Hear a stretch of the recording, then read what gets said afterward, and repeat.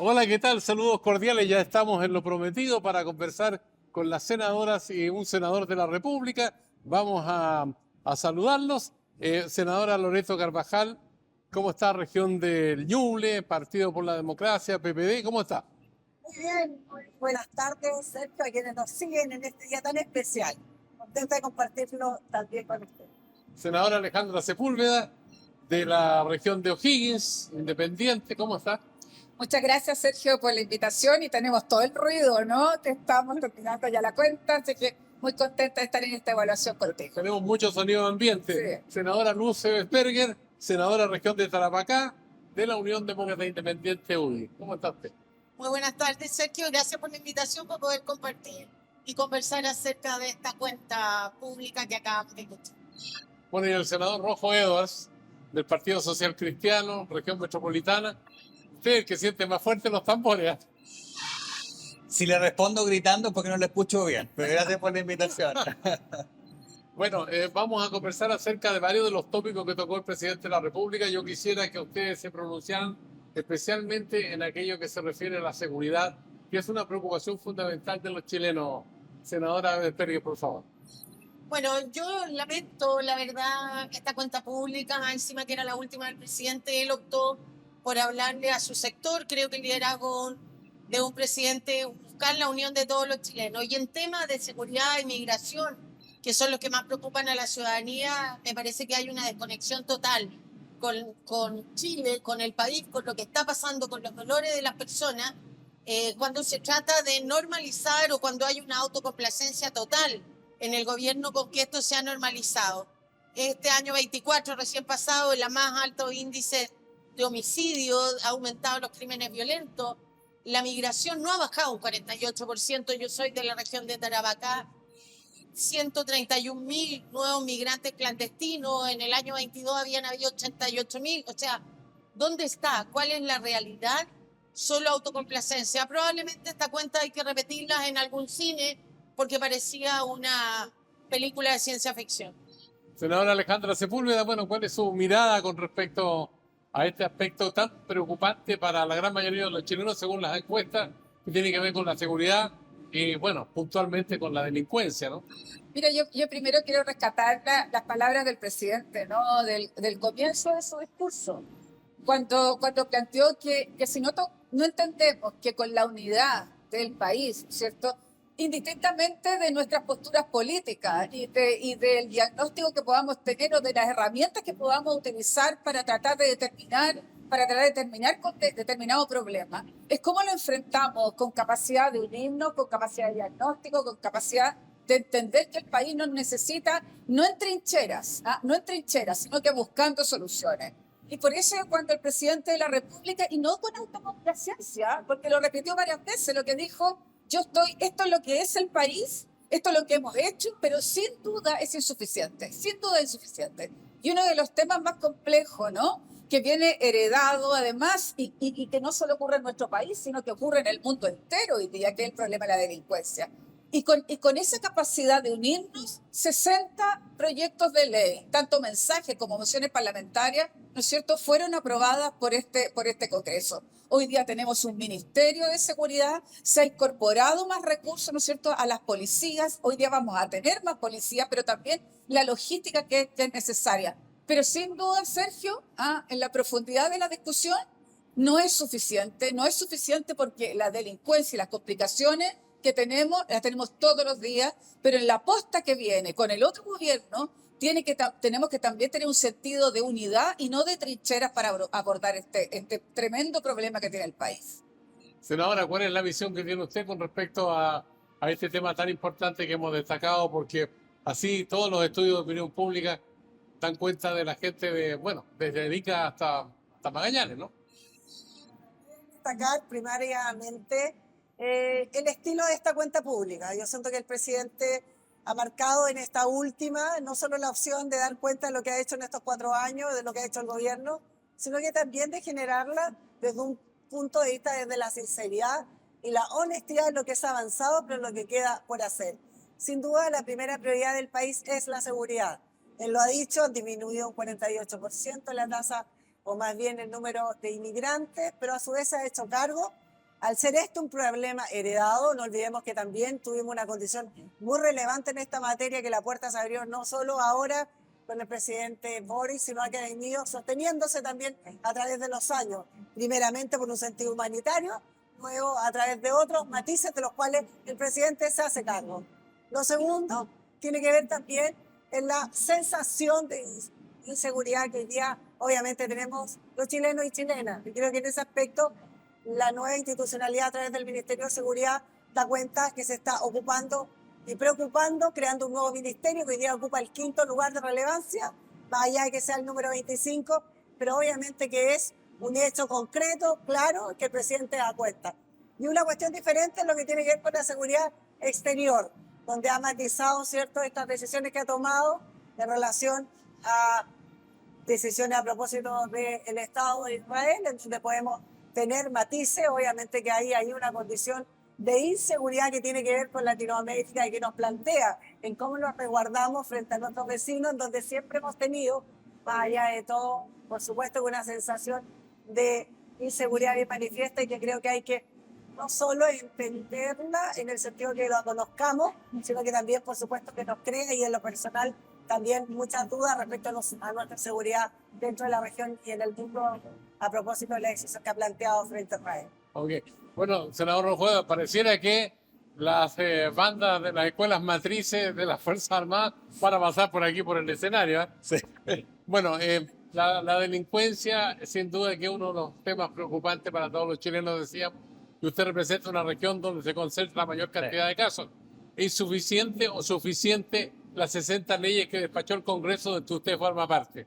Bueno, primero, gracias por la invitación.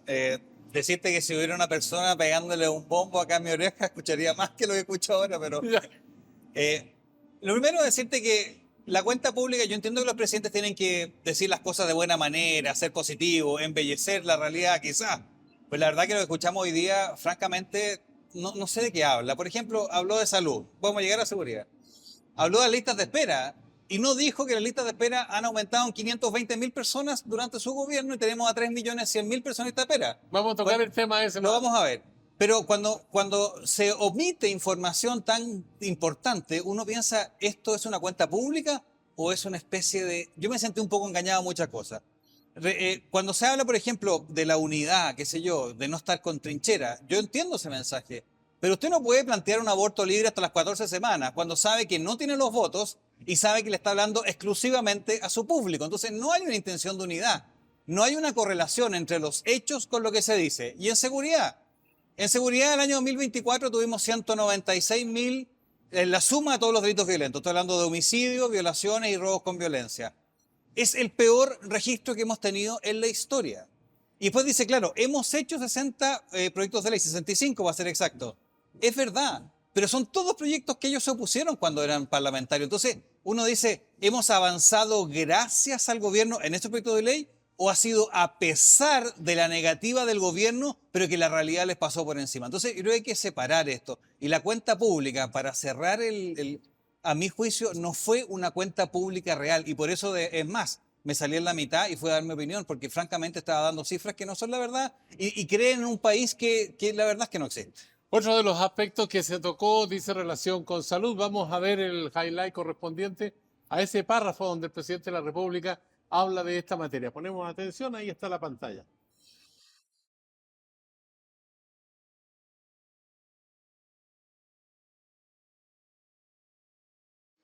Estamos trabajando para que en Chile todos y todas puedan ejercer su derecho a la salud de manera oportuna y con calidad, sin importar sus ingresos ni dónde viven.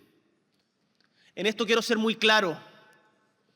Quienes se oponen a las vacunas desconocen la ciencia y amenazan la salud de la población. He instruido a nuestra ministra de Salud elaborar y presentar un proyecto de ley para regular y facilitar la fertilización asistida, tomando como base las mociones que han sido presentadas en este Parlamento. Ahí está la intervención del presidente de la República con respecto a este tópico de la salud. Senadora Luz Benperger, ¿cuál es la mirada que tiene usted con respecto a los acertos del jefe de Estado? Bueno, yo tengo la misma mirada en términos generales, ¿no es cierto? Una cuenta pública insuficiente se destacó mucho, no se mostró acá, el bono cero, que es verdad, ¿no es cierto? Pero ¿de qué te sirve ese copago cero cuando, bien se señalaba acá por el senador Rojo, ¿no es cierto? Hay 2.600.000 personas que no tienen acceso a la salud, que están en lista de espera, otras tantas millones de personas también que están a la espera de ser atendidos, cuando tienen servicios de salud absolutamente copados, y vuelvo a la región de Tarapacá, ¿no es cierto?, en que el hospital de Iquique, el único de alta complejidad, porque ni siquiera ya hay clínicas privadas de alta complejidad, está colapsado, el presupuesto llega hasta julio de cada año y luego se convierte en un hospital de urgencia porque nada más se puede atender cuando en municipios como Alto Hospicio, también por falta de presupuesto, están cerrando las urgencias de 24 horas de los consultorios. Es decir, vamos retrocediendo en vez de avanzar. A mí de verdad creo que la salud, después de la seguridad y la migración, es uno de los temas que más preocupa a los chilenos, porque en ello va la vida de las personas. Y acá claramente me parece que fue sumamente insuficiente lo que se señaló. La crisis de salud es grave, sobre todo en el norte, sobre todo en las regiones extremas en que no tienes otra opción. Siempre cuando tú llegas a Iquique te dicen que el mejor médico es la en Chile, la TAM ahora, antes era la DECO, porque cuando te enfermas no te queda más opción de tomar un avión y venirte a la zona sur del país. Pero, ¿qué pasa con las personas que no tienen los recursos para tomarse ese avión? Entonces, la salud, para que sea digna, pero sobre todo oportuna, tiene que ser o tiene que verse la realidad completa del país, no solamente lo que pasa en las grandes urbes, ¿no es cierto? Claro. Veíamos lo que pasó acá en el Hospital Van Buren y vemos cómo todo el gobierno va y ayuda para que estos pabellones que se habían quedado sin instrumentos y sin insumos volviera a funcionar. Pero en Iquique nadie se preocupa. Es un hospital que fue creado para 70.000 personas, hoy día tiene la región 400.000, con equipamientos que han terminado su vida útil, que fallan cada minuto, con, por ejemplo, y esto nunca me acuerdo del nombre del remedio, pero el hospital de Iquique, por ejemplo, tiene o cuenta con un remedio que es carísimo, que se le debe inyectar a las personas cuando sufren un ACV. Pero no tenemos el especialista en la urgencia que ponga ese remedio. Entonces, si a ti te da un ACV en el norte, hasta ahí llegaste, porque no hay cómo reaccionar. No vi ninguna alusión a eso, ni cómo se van a atacar también las listas de espera. La senadora Loreto Carvajal tiene también una visión al respecto. Sí, yo destacar, y creo que aquí hay que decirlo con claridad, podemos decir que a lo mejor no hayamos avanzado lo suficiente, pero que nunca poder decir que se ha retrocedido. Yo creo que en el caso de la región, en particular la región que a mí me toca representar, Ñuble, estamos a puertas de inaugurar un gran hospital regional. Cuestión que es importante, que lo señaló también el presidente a propósito de otros CEFAM y hospitales a nivel nacional. Es decir, no se ha detenido la infraestructura en materia hospitalaria. Lo segundo, el copago cero de FONASA, la posibilidad de un seguro accesorio, lo que ha planteado en relación a los niños, que tuvimos la cifra récord de no haber tenido ninguna defunción de un menor de 1 año a propósito del virus incisional, lo que va a ocurrir con incorporar a los niños TEA a GES. Eso es importantísimo. Creo que aquí hay avance en materia de salud que no podemos desconocer. Por cierto, lo que he mencionado en materia de fertilidad. Sabemos que tenemos un retroceso en la tasa de natalidad. Nos hacemos cargo no solo con cuidar a los niños, con establecer la posibilidad de tener una vacunación al 100%, reconociendo además lo que ha hecho el gobierno anterior a propósito del presidente Piñera y lo que ocurrió en la pandemia. Creo que ahí hay una generosidad, una humildad, pero también el reconocer que no vamos a retroceder en ningún aspecto en materia sanitaria. Creo que estos son avances relevantes y me quedo con lo que señalaba también el presidente, la posibilidad de tener un plan de fertilidad y un programa y política pública que permita, ¿cierto?, a las mujeres, a las familias que quieran también tener hijos, en la posibilidad de tener recursos con los proyectos además que hemos impulsado desde la Cámara ayer, desde el Senado hoy día, a propósito de la fertilidad. Senadora Alejandra Sepúlveda, usted con la palabra y tiene su... Mira, primero decir que no hay nada más complejo, ¿no?, de tener el país en blanco y negro.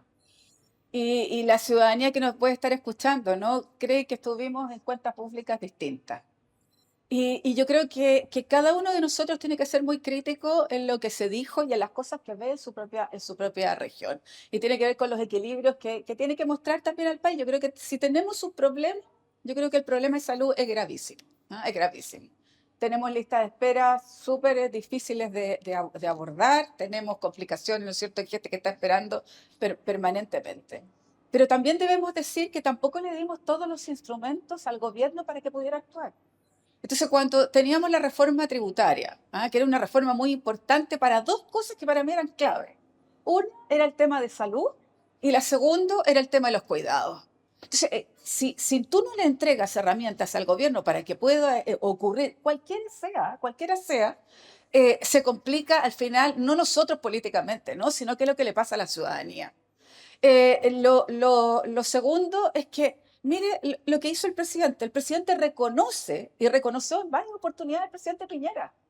Varias oportunidades del presidente Piñera. Y lo hizo precisamente en el tema de salud, como fueron las vacunas. Pero yo comparto hoy día que no es un retroceso, no es un retroceso. Hoy día tenemos un copago cero que ha sido fundamental para muchas personas, para muchas familias. Lo que tiene que ver además con la política de vacunación, que yo espero que ninguno se atreva a decir que no corresponde, porque efectivamente hemos bajado la mortalidad y la capacidad, ¿no?, de reacción frente a determinadas enfermedades. Pero sin duda, bueno, en mi región, y yo comparto lo que pasa en la zona extrema, ¿no? Sin duda lo que pasa ahí. En mi región, en la región de O'Higgins, y perdóname Sergio, pero tenemos dos hospitales que se están construyendo. Uno es Rengo, que va a ser tremenda, porque va a ser casi tan complejo, ¿no es cierto?, como el que tenemos, con la complejidad un poco menos que Rancagua, pero al mismo tiempo Pichilemu, que es una zona donde no llega la salud, ¿no es cierto?, como correspondería. Pero ahí tenemos una deuda que yo espero que cualquier gobierno, el que venga, sea una aposta y que podamos seguir, ¿no es cierto?, avanzando en este tema que es tan importante para los chilenos y chilenas. Blanco o negro, ¿en qué parte está usted, senador? No, yo soy rojo nomás.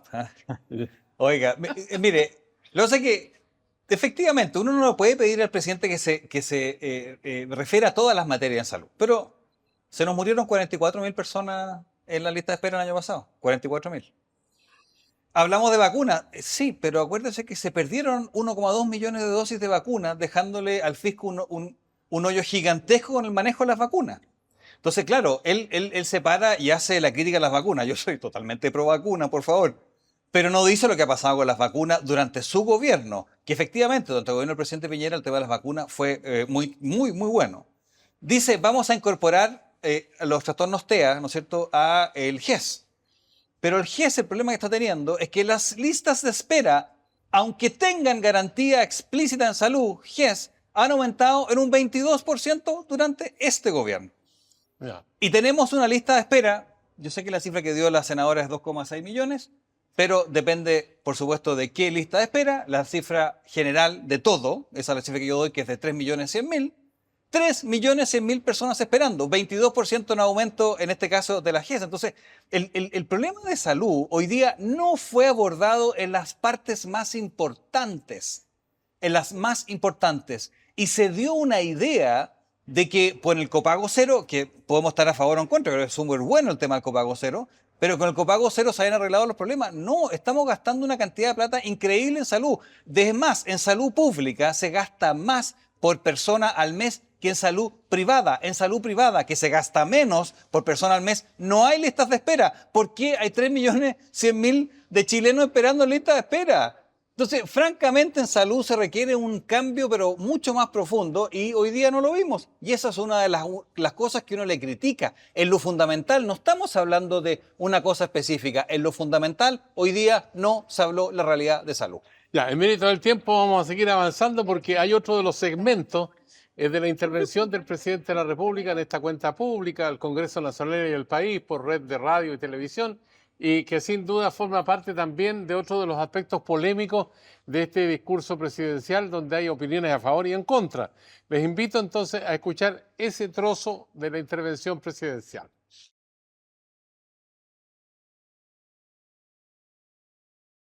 Cumpliendo con el compromiso que adquirí en este mismo lugar hace un año, hemos ingresado a este Congreso un proyecto de ley que termina con la ilegalidad y la penalización del aborto.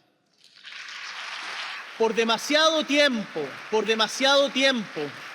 se ha tratado a mujeres que abortan como criminales.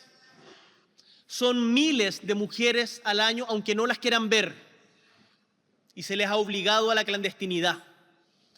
Lo que le quiero pedir a este Congreso, que en la tremenda diversidad de opiniones sobre la propuesta de legalizar el aborto con plazo que hemos ingresado, no se nieguen a la discusión. Esta diversidad que se expresa hoy día en el Parlamento tiene que analizarse de manera civilizada, discutiendo, no vetando la discusión y no negándole el derecho de las mujeres a decidir. Que abortan y se transforman en criminales, senadora Luz Pérez. Fuerte la frase esa, ¿eh? Bueno, a ver, nunca va a obtener ni este presidente ni ninguno un voto mío favorable al aborto. Yo no era parlamentaria cuando se aprobó el aborto en 3 causales. Tampoco hubiera tenido un voto favorable mío. O sea, es un tema que yo rechazo por donde usted lo mire. Creo que acá lo que hay que hacer es probablemente tener otro tipo de políticas públicas para acoger a aquellas mujeres que quedaron embarazadas y que a lo mejor no quieren tener a esos niños, pero asesinar a la persona más indefensa, que es el embrión que tú tienes en tu útero, es lo más criminal que yo puedo reconocer. No me parece a mí que sea, además, un tema que hoy día sea prioridad. Que si lo presentan, bueno, para cumplir un compromiso, para cumplir probablemente con su sector político. Pero vuelvo a decir, yo nunca me he negado a la discusión de ningún tema. Cada quien puede presentar, o el Ejecutivo, o los parlamentarios, las mociones que estime pertinentes y hay que dar las discusiones, ¿no es cierto? Pero a mí me parece un muy mal proyecto, una muy mala idea, porque todavía no conozco el proyecto, pero ya con la idea de lo que viene voy a estar en contra de todas maneras. La senadora Loreto Carvajal, ¿cómo se pronuncia frente a esta propuesta que el presidente de la República anunció y que será un proyecto de ley enviado al Congreso, ¿no? Mira, primero hacer el punto a lo que refería el senador Rojas hace un rato, que el presidente presenta un proyecto sin tener los votos en el Senado o en el Congreso. Creo que no existe ni he conocido nunca un presidente que tuviese a su voluntad presentar un proyecto cuando ya tenga los votos. Eso no existe. Yo creo que lo que plantea el presidente es discutir sobre un tema que es una realidad, que cobra vida de muchas mujeres que a propósito de tomar la decisión de abortar, que me imagino es una connotación personal muy fuerte para cualquier ser humano y sobre todo para una mujer, no tengan que verse luego criminalizadas y encarceladas por tomar una decisión. Lo que nos plantea luego de la presentación del proyecto es que discutamos y debatamos sobre este tema, como tenemos que debatir sobre la eutanasia, como tenemos que debatir sobre otros temas. Lo que no podemos hacer en el Senado ni en el Congreso en general es no abrirnos y no hacernos cargo de la realidad que nos golpea. Efectivamente, hay miles de mujeres que abortan y lo han hecho en el transcurso de toda la historia de la humanidad y por cierto en Chile, pero el resultado muchas veces es que no teniendo los recursos para poder tener una atención adecuada en un establecimiento hospitalario privado, no pueden finalmente sobrevivir. Y creo que ahí hay un punto del cual yo como senadora no me puedo negar y voy a tener, por supuesto, una vez conocido el proyecto, que dar una posición y por supuesto que estoy disponible a abrir la discusión y a fomentar la discusión sobre este tema y muchos otros que, por cierto, son hoy día una realidad para Chile y para las mujeres. Bueno, senadora Alejandra Sepúlveda, tenemos una polémica histórica, pero que ahora tiene un aterrizaje con este proyecto de ley donde se afirma que no están los votos, pero la senadora dice que nadie tiene seguro los votos cuando envía un proyecto al Congreso. ¿Es tan así o no? Bueno, yo creo que efectivamente, más cuando uno no conoce el proyecto, ¿no? No conoce el proyecto y es muy importante además el articulado. Es muy importante, por eso que nosotros analizamos palabra por palabra. Miren, ninguna mujer quiere hacerse un aborto. ¿Ah? Ninguna. O sea, yo, por lo menos de las experiencias que uno ve, ninguna mujer quiere hacerse un aborto. Ahora, yo hubiese A mí me costó mucho votar las 3 causales. Me costó, me convencí, pero me costó mucho votar las 3 causales. Lo que uno no puede decir que no es a discutir el tema. Porque a mí me gustaría entrar en el tema no solo del aborto, a mí me gustaría también entrar en el tema qué es lo que pasa antes. O sea, qué es lo que pasa con la discusión que deberíamos de tener permanentemente en la educación sexual, ¿no es cierto?, en los establecimientos educacionales. ¿Qué es lo que pasa, ¿no es cierto?, con la profundidad de la relación sexual con responsabilidad y qué pasa con los sentimientos involucrados en esa relación sexual y las consecuencias de esto? O sea, no puede ser que solo hoy día estemos mirando la consecuencia, que es el aborto, y no entendiendo cuáles son las causas, ¿no? Las causas del por qué se da esto. Entonces, creo que si no entramos en una educación sexual como corresponde, en las consecuencias de esto en los jóvenes, en los niños, yo creo que no entendemos qué es lo que es, ¿no es cierto?, ver solo la causa penal. Ahora, a mí me cuesta, y debo decirlo, me cuesta a mí el voto dentro con lo que se está dando, ¿no es cierto?, en este proyecto de ley que todavía no lo conozco, pero sí sé que no podemos negarnos a discutirlo. Y creo que tendríamos la posibilidad hoy día, ¿no es cierto?, de tener una educación sexual distinta, responsable, y que no nos dé, ¿no es cierto?, la posibilidad de discutir este tema que es mucho más profundo, Sergio, que decir sí o no a 14 semanas. Porque eso no es entender lo que le pasa a una pareja, lo que le pasa a una mujer antes de tener que tomar esa decisión. Ahora, senador Rojo, el aborto en Chile fue legal, después se transformó en un delito en toda la dimensión de lo que significa el concepto de abortar, y después llegamos al aborto en 3 causales. Eso es lo que rige hoy día, pero todavía hay una marginalidad ahí con la criminalidad, ¿no es cierto?, que sanciona la ley. Lo que viene ahora para usted, ¿hay que discutirlo, analizarlo, aunque finalmente termine siendo rechazado, o hay que negarse a todo tipo de discusión? Bueno, primero decirte que para mí el tema del aborto es un problema de defensa del más débil. Y yo creo que los que estamos en política y que podemos utilizar nuestro conocimiento y lo que somos, tiene que estar en disposición de defender al más débil. Y el más débil de todos es el que está por nacer. Y no me vengan con cuentos de que es una mórula, que es una célula que no se ha dividido suficiente. No, está alguien por nacer, es indefenso, y ese, por lo tanto, uno parte de la base de su defensa. Yo, por lo menos, el tema del aborto no lo voy a votar a favor, pero partiendo de la base de la defensa por el más débil.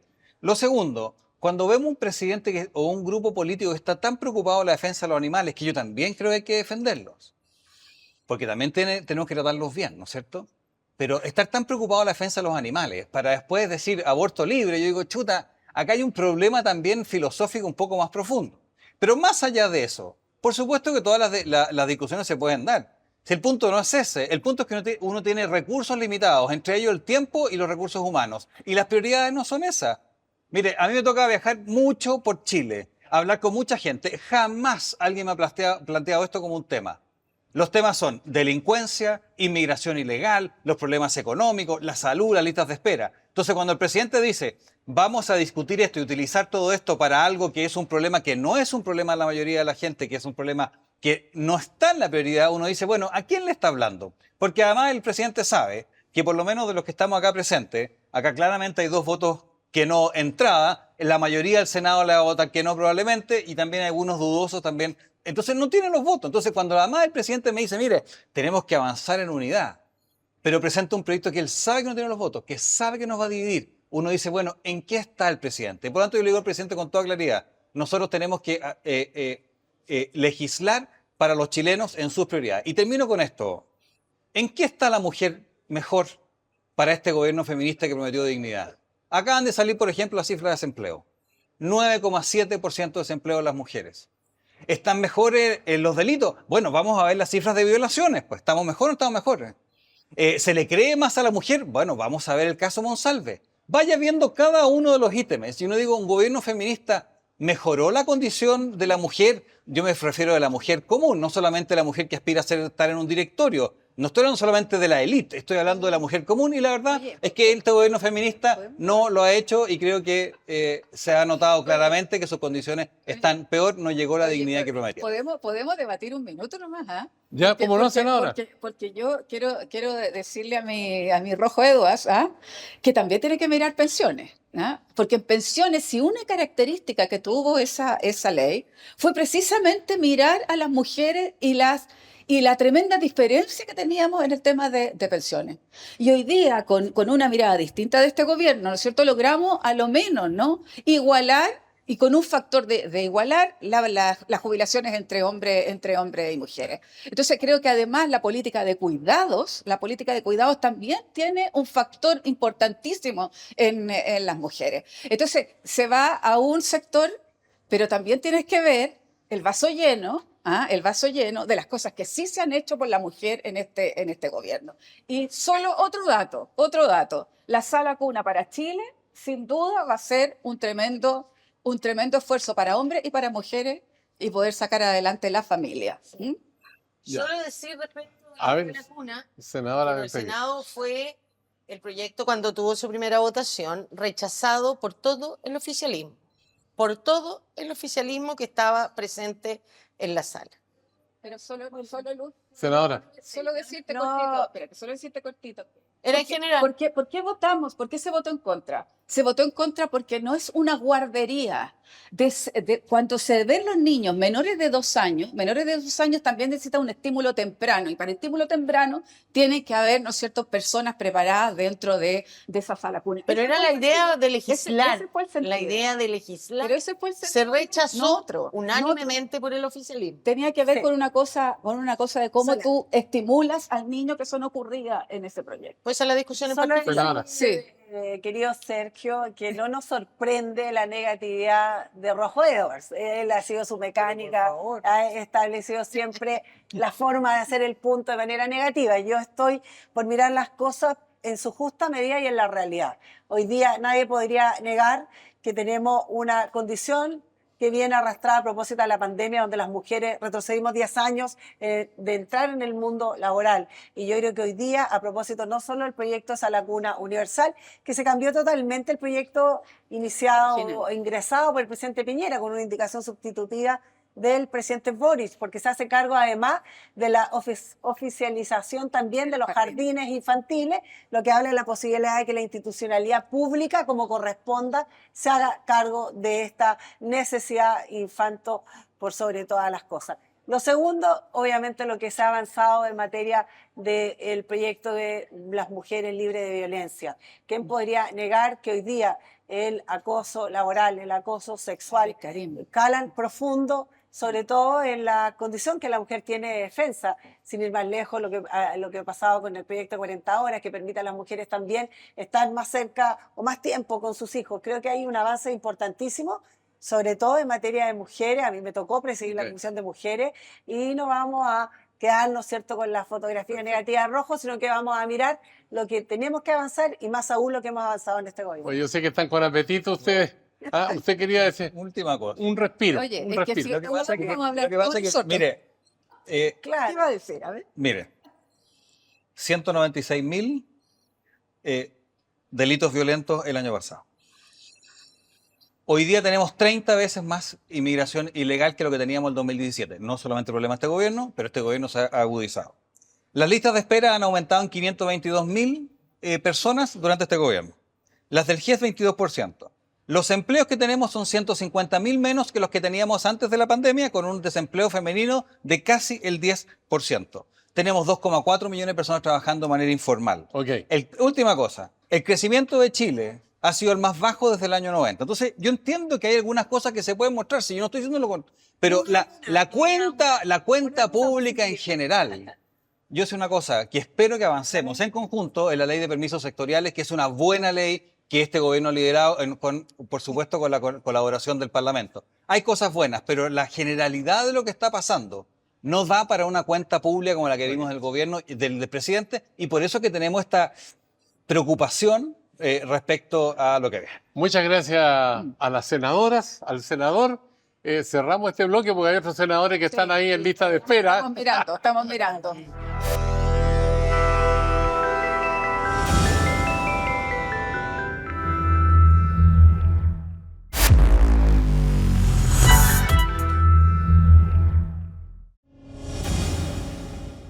ya estamos con nosotros aquí listos para conversar con el senador Juan Ignacio Latorre de la región de Valparaíso. ¿Cómo está, senador? Hola Sergio, gracias por la invitación. Muy bien. Tenemos también al senador Tomás de Rementería, senador de la región de Valparaíso también, militante socialista. ¿Cómo está? ¿Cómo está? Bien. Bien. Feliz por los anuncios para la región de Valparaíso, sobre todo el compromiso de la capital de los océanos que va a ser Valparaíso. Senador Iván Flores, representante de la región de Los Ríos, demócrata cristiano. ¿Cómo está? Muy bien, echando de menos la presencia de la región de Los Ríos en algunos anuncios concretos, pero podemos discutir lo que ha sido para el país, pero para Los Ríos poquito. Senador Chaguán, región de Valparaíso también, pero... De dulce y agraz, porque si bien Tomás está contento, yo echo de menos un empuje importante en materia de reconstrucción. O sea, este gobierno ha reconstruido menos viviendas de las que he reconstruido yo con voluntarios en los cerros de Viña del Mar, Quilpué y Alemana. Una verdadera vergüenza. Falta liderazgo completa, falta coordinación entre el gobierno central, el gobierno regional y el gobierno comunal. Realmente, en materia de reconstrucción, un 2 le pongo como nota a este gobierno. Ya, vamos a pedirles que opinen acerca de varios temas que tenemos acá. Ya en el primer bloque tocamos otros temas analizados por el presidente de la República y lo que tenemos ahora dice relación con el salario mínimo, que para muchos fue muy poco, para otros parece como suficiente, pero es algo que costó mucho tiempo para que llegara a concretarse, y también los subsidios anunciados y concretados por el gobierno. Esto fue lo que dijo el presidente de la República. Y cumplimos, porque aumentamos el sueldo mínimo de 350.000 pesos a 539.000 pesos mensuales.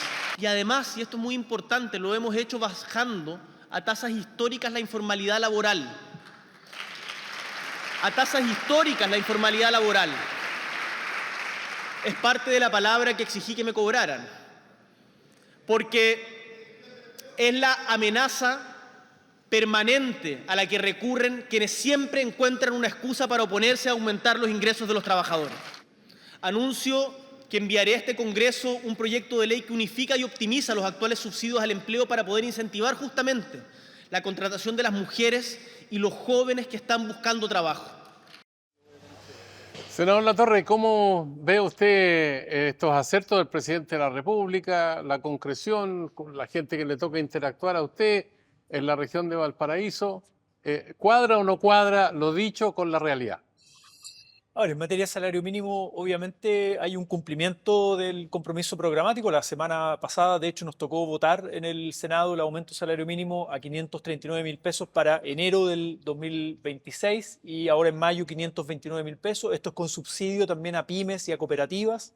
Y me parece que además ha sido una política fruto del diálogo social con las y los trabajadores, con la CUT, y me consta el diálogo también con las pymes. Si uno conecta la agenda laboral, ¿no?, de reducción de jornada laboral de 40 horas, la reforma de pensiones, que es parte de la seguridad social, que también es otra conquista de las y los trabajadores, me parece que hay una agenda que coincide con los anuncios programáticos. Obviamente tenemos desafíos pendientes en materia, por ejemplo, de empleo juvenil y de mujeres, y en eso el poder generar nuestros subsidios de manera unificada creo que es una política que avanza en esa dirección.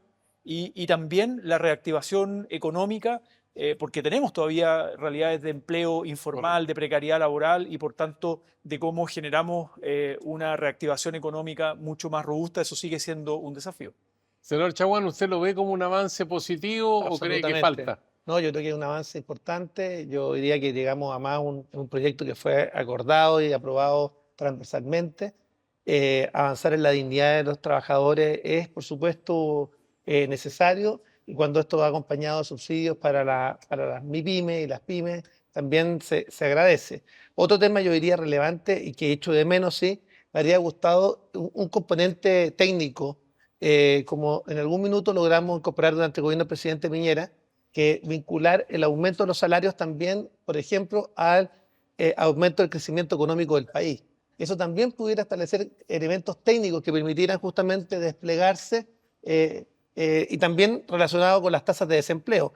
Porque hoy día tenemos un tema del cual tenemos que enfrentar todos, que dice relación con el aumento de la informalidad. que se empezó a dar fundamentalmente después de la pandemia y particularmente con los retiros que hubo de fondos previsionales, donde la gente decidió emprender, pero de manera informal, vale decir, hoy día se ha precarizado el trabajo desde el punto de vista de las garantías de una pensión digna al término de la edad de trabajar. Por tanto, yo diría que el proyecto considero que es un avance, lo aprobamos transversalmente, me habría gustado otros componentes técnicos para los efectos de establecer justamente aumentos salariales que no impliquen también ponerle un sobrepeso a las MIPYME y las pymes, que son aquellas que dan la mayor cantidad de trabajo y que las que les cuesta más justamente cumplir con aquello. Y, por supuesto, la ley de salas cunas, que es un tema que no me preguntó, pero yo quiero señalarlo, es fundamental sacar adelante la ley de salas cunas, porque eso permite justamente permitir que las mujeres que están rezagadas desde el punto de vista de la participación en el mundo del trabajo puedan hacerlo,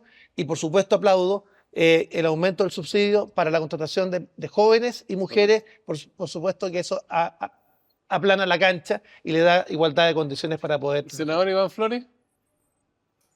Bueno, yo creo que una de las dificultades por las que está atravesando Chile y va a seguir, si es que no hay medidas correctivas urgentes, es la reactivación económica. Y por cierto que parte fundamental del generar confianza país por parte de los empresarios y que no inviertan fuera de Chile, sino que inviertan en Chile, para que lo más virtuoso de la cadena comercial se dé limpia y sin distorsiones ni tampoco colusiones, es una necesidad. Pero el núcleo central deben ser siempre los trabajadores, siempre. Ahora, en un buen equilibrio, digamos, con la posibilidad que tengan los empleadores de poder solventar el gasto. La mejora de la formalización del trabajo ha sido uno de los logros de los últimos gobiernos. Y este no ha sido la excepción, al revés. Han habido varias medidas que apuntan hacia allá. Lo otro es que este anuncio de un subsidio especial para jóvenes y mujeres, junto con el anuncio de ponerle urgencia a la ley de salas cunas, creo que son iniciativas que van en el camino correcto, además de, ojo, lo que significa el Sistema Nacional de Cuidados, que no es una frase ni es cualquier cosa. Hoy día hay un debate, y es un debate mundial, es un debate particularmente latinoamericano que tiene que ver con el envejecimiento de la población. La pregunta es, ¿y quién los cuida? ¿Quién genera los fondos para poder financiar estas políticas? Pero ¿quién los cuida? Entonces, al final quedamos en que son las mujeres las que tienen que postergarse para poder cuidar a sus padres o a gente mayor, pero también a sus hijos. Entonces, hay una serie de proyectos que se han venido dando y eso hay que reconocerlo en el país. Por ejemplo, la ley TEA.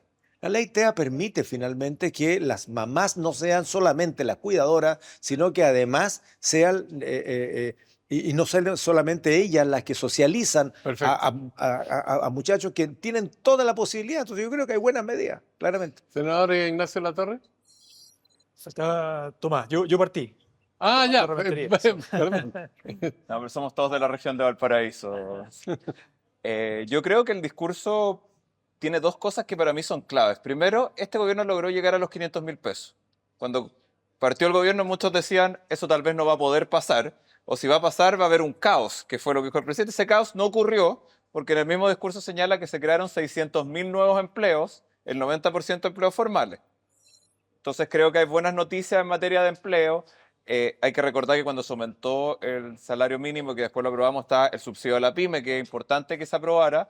También los anuncios en materia de salas cunas, me parece algo muy concreto, pero yo, si bien yo soy del gobierno y me parece un discurso robusto, me faltó también sobre capacitación, que creo que es algo que quedó pendiente. Necesitamos aumentar la capacidad de capacitar a nuestra fuerza de trabajo, que haya cada vez más personal calificado. Porque hoy día tenemos un problema que venimos viendo de la informalidad, de los negocios basados en aplicaciones que precarizan el trabajo y nosotros tenemos que buscar que haya mayor capacitación y en eso integrar también a los empleadores que tengan el compromiso de hacerlo. Creo que eso me faltó en el discurso, pero creo que este gobierno sí hay una materia donde ha demostrado avances significativos en materia de trabajo y seguridad social. Ya, hay una tremenda polémica desatada en todos los niveles en nuestro país y bueno, hay responsabilidades pareciera compartidas de todos los sectores sociales, políticos, en fin, de trabajadores y que el presidente de la República lo abordó de esta manera. Escuchemos lo que dijo. Toda persona que haya hecho mal uso del derecho a la licencia debe asumir su responsabilidad y quedar sujeto a sumario administrativo, incluso si posteriormente renuncia. La sanción que corresponde a una falta grave a la probidad, a una falta grave de la probidad, es la destitución del cargo. No pueden pagar justos por pecadores.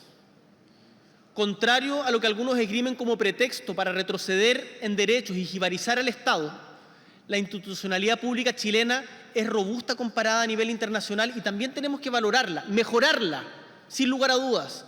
Ser duro contra quienes vulneran los principios de la ética, de la responsabilidad.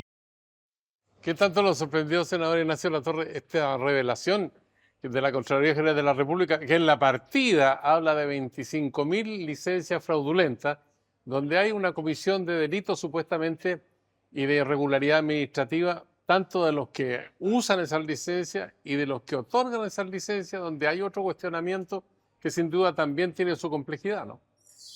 Primero, felicitar el trabajo de Contraloría, Sergio, que es un órgano del Estado encargado justamente de fiscalizar al propio Estado, ¿no? A los recursos públicos, y en eso la magnitud del informe es muy potente. Si bien teníamos ya fiscalizaciones más acotadas, ¿no?, que se estaban haciendo en el sector de salud, y ya había un diagnóstico. Con el senador Chaguán habíamos estado en la Comisión de Salud para la tramitación de la ley Corte, y desde ahí se hablaba, por ejemplo, del ausentismo laboral, que es un problema que arrastramos, ¿no?, del periodo de pandemia, pospandemia, en todo el Estado, un diagnóstico, y también los fraudes con licencias médicas. De hecho, el Congreso Nacional había aprobado recientemente una modificación, ¿no?, para dar mayores capacidades de fiscalización, etc. Pero en el fondo, yo coincido con lo que dice el presidente, que la licencia médica, por un lado, es un derecho, es una conquista de la seguridad social. Cuando un trabajador o trabajadora se enferma, tiene derecho a ir al médico, a tener un tratamiento y a días de reposo, tiempo de reposo, y que después vuelva a su trabajo recuperando su salud sin disminuir sus ingresos. Esa es una conquista de la seguridad social. Pero al mismo tiempo, cuando tienes gente que hace fraude, ¿no?, que hace turismo, funcionarios públicos con licencias médicas, eso claramente no es solo un daño a la fe pública, sino que también a los recursos públicos destinados a salud. Con esto cierro, Sergio, con todos los que cotizamos en FONASA, ¿no?, los que ponemos nuestro 7%, que yo lo hago hace mucho tiempo antes de ser parlamentario, en FONASA, buena parte de esos recursos se van a pagar licencias médicas. Entonces, cuando hay fraude, esos recursos se dejan de destinar a otras prestaciones de salud, y por tanto tenemos que ir al fondo, caiga quien caiga, como se ha dicho, sin cacería de brujas, con debido proceso, pero con destitución y devolución de recursos de aquellas personas que defraudan. Senador Chaguán, ¿usted es presidente de la Comisión de Salud también? Fui presidente de la Comisión de Salud cuando me tocó encabezar. Hoy día la preside Iván, pero a mí me tocó justamente desempolvar este proyecto que había sido presentado por el gobierno del presidente Piñera, que hoy día se transformó en ley de la República, la ley 21.746, que establece sanciones administrativas, pecuniarias y también penales para aquellos que emiten licencias médicas falsas o fraudulentas, por aquellos que hacen mal uso de ellas. Hace un año, con motivo justamente de apurar esta ley, que la apuramos prontamente del Senado y estuvo prácticamente un año en la Comisión de Salud de la Cámara de Diputados, frente a eso fui a hablar con la directora de la CONPIL, y ahí es donde me entregó los primeros antecedentes del cruce de licencias médicas respecto de personas que habían salido fuera del país. Había señalado efectivamente que había recuperado cerca de 500 millones de pesos por licencias médicas mal otorgadas solamente en la FUNGI. Es por eso que durante la discusión de la ley de presupuesto en comisión y en la sala pedimos el aumento de recursos para la fiscalización y la Contraloría Interna. Esos recursos no llegaron. El ministro de Hacienda negó esos recursos.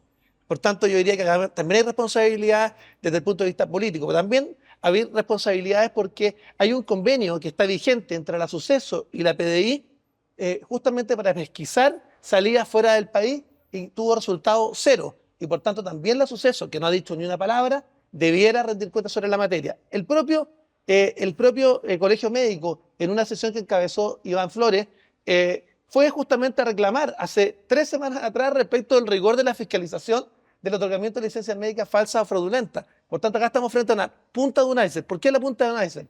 Porque estos abusos que se cometen en el sector público también se cometen en el sector privado.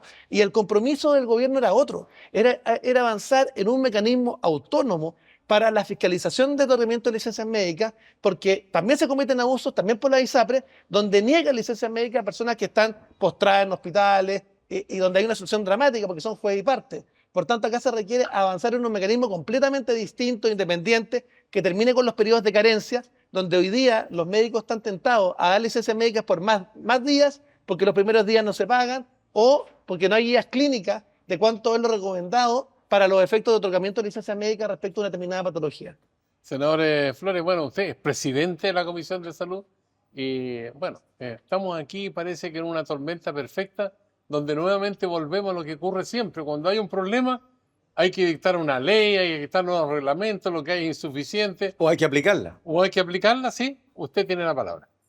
Bueno, bien dice Pancho, esto no es un tema nuevo y que hoy día, recién, hace un par de días atrás, se promulgó o se publicó más bien la ley que yo espero que se aplique, porque una cosa es que tramitemos una ley, que se publique y se promulgue una ley, a que se aplique con el rigor y el espíritu que el legislador tuvo cuando la discutimos. Aquí hay aumento de penas administrativas y aumento de penas que tienen que ver con modificación del Código Penal, porque esto es un delito. Dicho esto, quiero colocar solamente una cifra. En Chile se tramitan 6 millones de licencias médicas, que representan para el Estado de Chile un gasto de 3 billones de pesos, o sea, 3 millones de pesos. O sea, cuesta harto ya imaginarse esa cantidad traducida en la cotidianidad, pero son 3 millones de dólares, 3.000 millones de dólares que cuesta la licencia médica. ¿Cuánto de eso se ha defraudado? No me cabe la menor duda, y podemos, todos los que estamos aquí, poner la firma, que este es el fraude al Estado más grande y más trascendente que ha podido ocurrir de todo lo conocido, porque le pega directamente a los presupuestos de salud, en donde ya sabemos, estamos haciendo agua, porque no hemos podido bajar listas de espera, que hoy día están en los 260.000 que esperan una consulta especializada, o de los 2,5 millones o de los 360.000 que esperan una cirugía, y con hospitales que tienen un problema presupuestario y que al final se transforma en una crisis financiera a partir de octubre. Con el 10% de lo defraudado solamente de las 35.000 licencias mal utilizadas por 25.000 funcionarios, porque hubo algunos que se repitieron el plato hasta 30 veces saliendo del país con licencia médica, con el 10% de eso habríamos empatado la finanza en los hospitales. ¿Se da cuenta, Sergio? Porque, a ver, entendamos que este beneficio, este subsidio que entrega el Estado a un trabajador que no puede seguir trabajando y que tiene que recuperar la salud, no puede ser utilizado para salir a pasear con financiamiento del Estado. Es brutal la cantidad de plata porque es enorme la cantidad de gente que ha defraudado. Y entonces, en este sentido decimos, esto es un delito. Falsificación de instrumento público, es una vulneración, digamos, a lo que significa el buen uso de los recursos, y aquí no puede haber ni blandura ni perdonazo de ninguna naturaleza. Aquí hay que aplicar el estatuto administrativo con todo el rigor y ojo para aquellos funcionarios que renunciaron para que no les pase nada. No, señor. Y aquí hay un llamado a los ministros del ramo, porque ya el gobierno hizo lo propio. Los sumarios, una vez detectados, esté o no la persona físicamente en su trabajo o si renunció o no, tiene que instaurarse igual. ¿Por qué?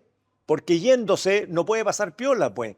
Al instaurar su sumario y determinar que la persona cometió fraude, queda marcado para volver a ocupar un cargo público. Cuidado con eso, por lo tanto los sumarios tienen que instaurarse sí o sí, tienen que terminarse.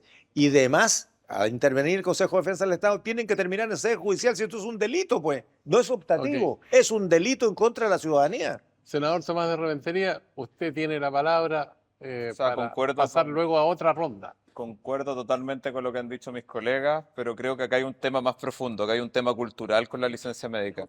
La frase que tenemos es, me voy a tomar una licencia.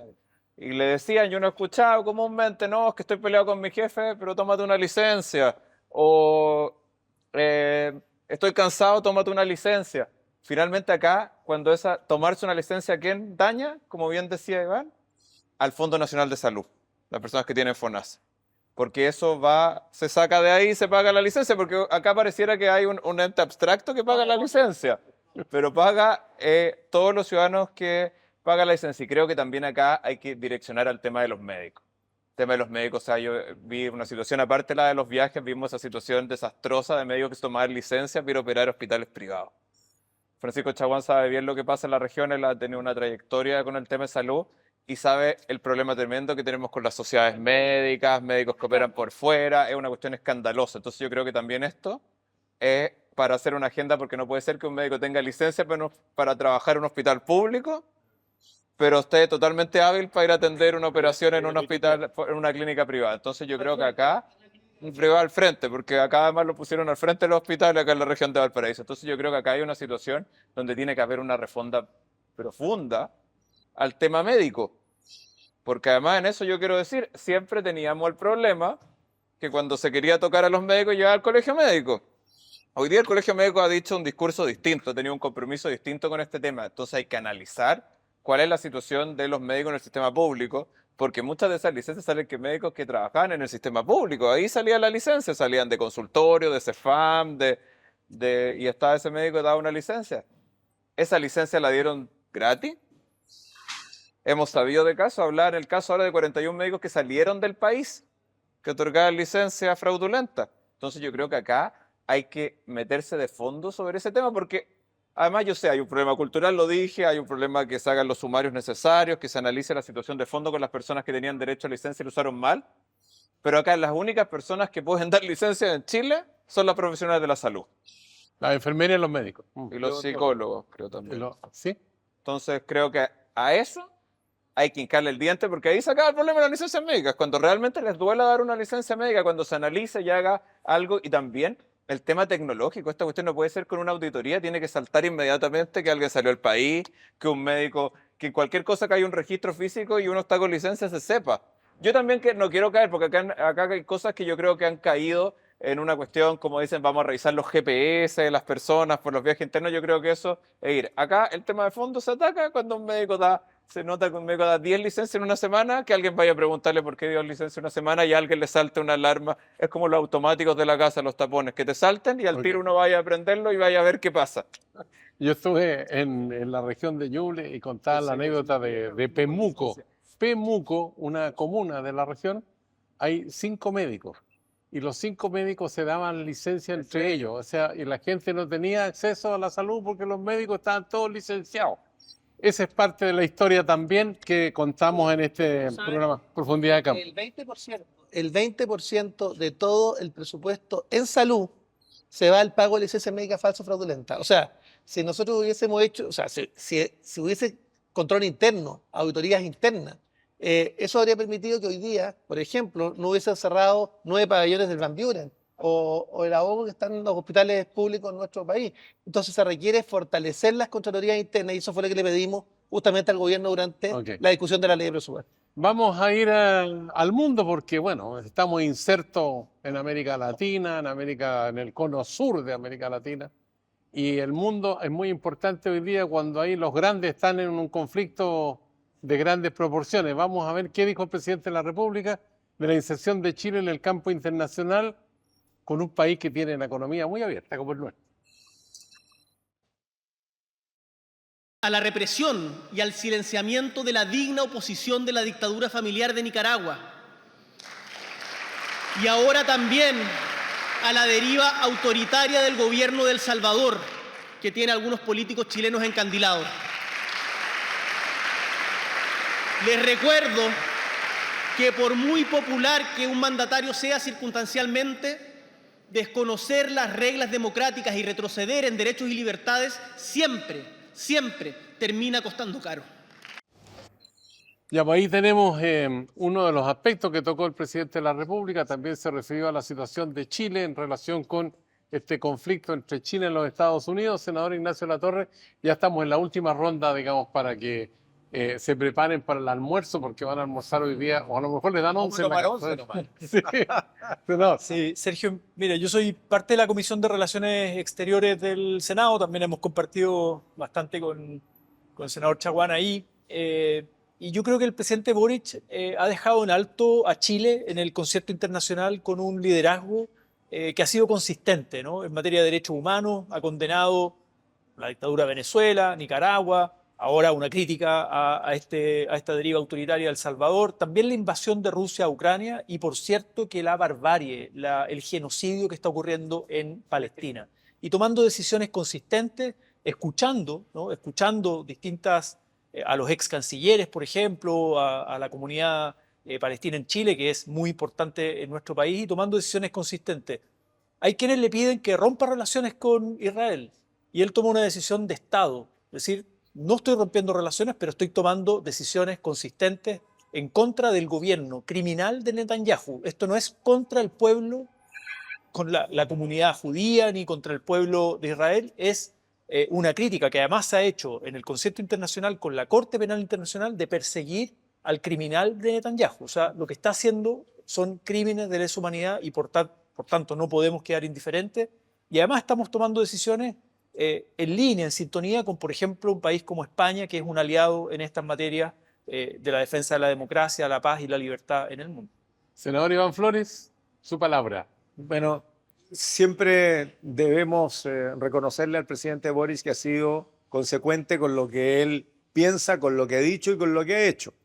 Y su defensa a los derechos humanos es notable porque no titubeó en tironearse incluso con algunos partidos de su sector respecto a lo que significa la violación de los derechos humanos en países como Venezuela, como Nicaragua, que uno pudiera decir están más cerca de su sector político que otros, ¿no?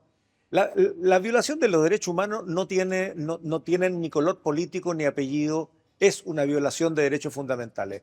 Y hoy día cuando ratifica todo aquello y empieza a hacer algunas advertencias de lo resbaloso que se puede poner la relación entre la ciudadanía y los principios democráticos, la verdad es que es notable. Cuando hace la referencia al caso israelita, hace una diferencia muy importante. Una cosa es el pueblo israelita y otra cosa es el gobierno de Israel. Él no castiga ni cuestiona al pueblo israelita, porque también Netanyahu hoy día tiene detractores muy fuertes dentro de su propio país. Harari, Pero- por ejemplo, un escritor muy renombrado, ha sido Bueno, muy hay crítico. muchos, hay muchos, incluso gente que son líderes religiosos están reclamando a Netanyahu este genocidio, porque a las cosas por su nombre. La matanza que ocurre a diario, donde los principales afectados, es cosa ver las cifras, y ojo que hay duda con las cifras, porque ¿quién lleva los registros de los muertos en conflicto? Los hospitales, y una de las primeras cosas que se bombardearon en Palestina fueron los hospitales. Entonces la dificultad de conseguir registro de gente que pudo haber quedado atrapada debajo y que todavía no se sabe, la verdad es que es una cosa brutal. Que el presidente Boric haya anunciado medidas es otra cosa.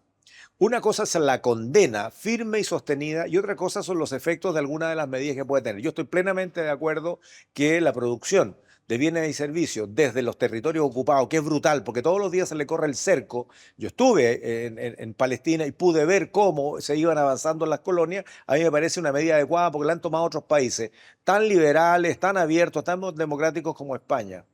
El tema con la tecnología militar es un tema más delicado. ¿Por qué? Porque en Chile hemos venido poniendo los huevos en una sola canasta hace mucho rato, en materia comercial, en materia informática y también en materia de defensa.